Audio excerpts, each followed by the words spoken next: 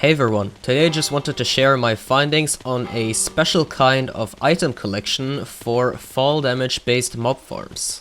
Now what you see here is a little exaggerated, so I'm just going to turn that off. But what I'm going to show you is a few types of blocks that can be waterlogged and they will cause fall damage when mobs fall on them. However, items when they fall on them seem to be affected by the water, and that is a very interesting property that can be made use of in fall damage based mob farms. Now first of all, I want to credit Survival Apparatus Communication, which is a Chinese technical Bedrock server, and that's where I first saw this kind of tech using grindstones, which we have here, and they use this in their creeper farm. So the creeper just falls onto the grindstone, takes fall damage, however the gunpowder will get pushed off by the water. And with that, I thought, well, there must be some other alternatives to this type of collection. And that is where I tested some blocks, and these are the ones that I found that seem to be working. All of these blocks that I show here will cause mobs and players obviously to take fall damage when they fall on them. So basically mobs standing on it will not be affected by water.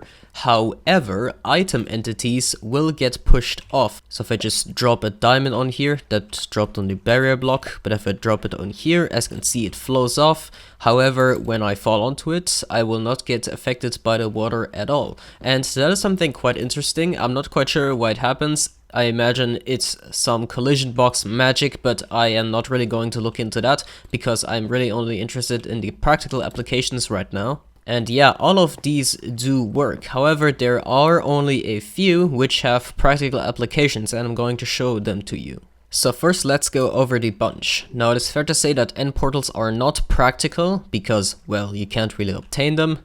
Bells, you know, they're bells. They're kind of expensive to get. Same with enchantment tables. Monster spawners, well, mob spawners, well, I don't think you're really gonna get those. Then all the mob pets. I suppose the wither skeleton skull or the normal skeleton skull could sort of be farmed, especially with a fortress farm, so you could make use of that. And the Steve had no luck because it is really a creative only item. Dragon head, yeah, kind of hard to get. Then there's the brewing stand. I suppose the brewing stand could work, but its collision box is kind of weird, so I wouldn't personally. Then there's the end rods. This is probably the most interesting one, I'll get to that later.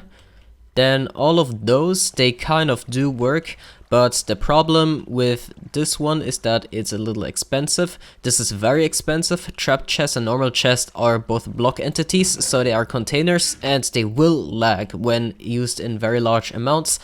The grindstone here is probably the most interesting one, because despite having a interface, I don't believe that it is a block entity or a container, so it will not really lag when used in large quantities.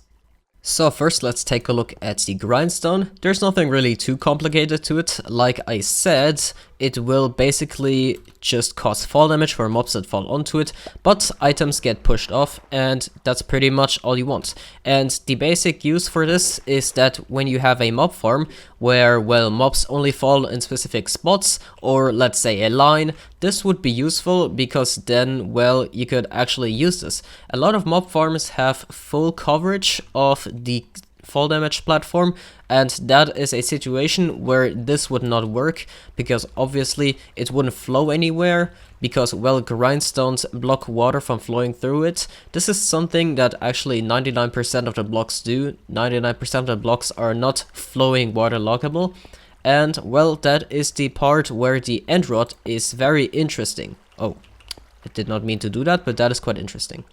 So this isn't really anything new, but end rods are not only waterloggable, they are also flowing waterloggable. That means that flowing water can just go right through them.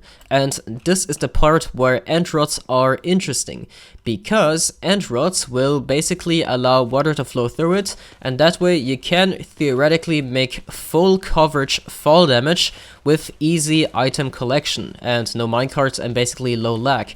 Just the items will land on top of the end rods, of course, as the creepers are, and the creepers are taking fall damage. then the items get pushed off by the water or the flowing water. It is kind of weird that it works even at the ends right here. So if I just take a command block, those spawn in creepers at a 1-second interval, and I spawn them here. As you can see, even when it goes here, it will land on top of the end rod, and despite the water being so low, all of the items will get pushed off. And don't worry about here, it advances very slowly, but eventually it goes through. And the other cool thing is that the items will eventually go under the end rods, so they don't really get stuck. And this basically means that you can have a full coverage fall damage platform, unlike with the grindstones, where you can only have stripes or specific spots. And yeah, you will end up with something pretty low lag compared to using magma and minecarts. Now you may notice already, this is the large creeper farm that I made a few weeks ago, and I added the end rod killing system below it. So this is what it looks like on a large scale. As you can see, there are all the end rods, and then there's of course the extension, so that well there's full coverage. However, there is an issue with the end rods, and that's why I don't think it is all that much viable, and it is that creepers can, or well, any mob I suppose, can fall in between the end rods, and I suppose some very specific spots where they would get affected by the water. For example here, if they land in between those two end rods, they get shielded by the water. I mean pretty much with any other spot, but that is an issue that can happen. I have mob spawning off, I believe, so if I turn that on, I can demonstrate that to you. And yeah, as you can see right here, it landed in between the end rods, and that isn't all that great. Now, eventually this creeper will despawn thanks to the random despawn, but still a creeper being around for around 40 seconds or more will still take up place in the density cap, and it will affect rates, and that is something that isn't all that great. Now technically there is a solution to this, and it is just adding tons of little guardrails to guide the creepers or the mobs down to fall straight and right onto the end rods.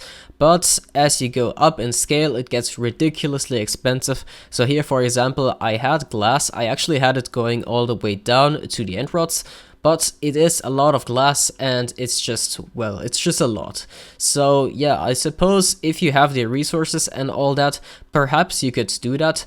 But even then, if you should even consider this type of killing platform is questionable, because you could just go for minecarts, and although that would be expensive, it wouldn't be as quite of a pain to build. Especially placing end rods is very, very tedious and annoying, and then having to place all those glass blocks would be huge amounts of resources and all that, compared to just a magma platform with rails below it.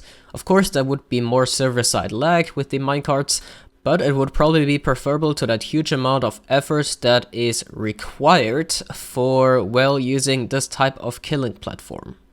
Oh, and by the way, if your farm is like this creeper farm right here, where they only fall in specific lines or spots, then you could technically just use grindstones in the spots where they fall down, and still have these guardrails, because apparently with this design they don't fall straight down. I think that is something that the survival apparatus communication creeper farm mitigated by having trapdoors that are around here, and then they would fall straight down. Either way, the advantage with the end rods is still that they are flowing waterloggable, and you can have it go in a straight line, which is not something that would work so easily with grindstones. So the only real advantage for this type of killing platform using end rods I saw was to save on server-side lag by not using minecarts, but to me it seems that it is preferable going with minecarts over this, or you could just do what survival apparatus communication did and use grindstones. The advantage with grindstones is that their collision box is larger, or well, wider than just the end rods, because the end rods are quite thin, and I imagine that with the grindstones you don't even need to use guardrails or something like that, because the collision box will be wide enough that even if they fall in between two blocks, they would land on the grindstone, and that would pretty much be the end of it. Alright, that's pretty much it. I found this kind of useless, although it may be useful in some cases, and maybe you will find a useful case for this. So if you do, make sure to share it down in the comments. And well, otherwise, thanks for watching this showcase, I hope you appreciate it, and if you're interested in more stuff like this, then make sure to subscribe, because I do regularly upload stuff like this that is interesting, and gameplay of the exploit server, and other cool stuff. Well, thanks for watching, and I'll see you around. Bye!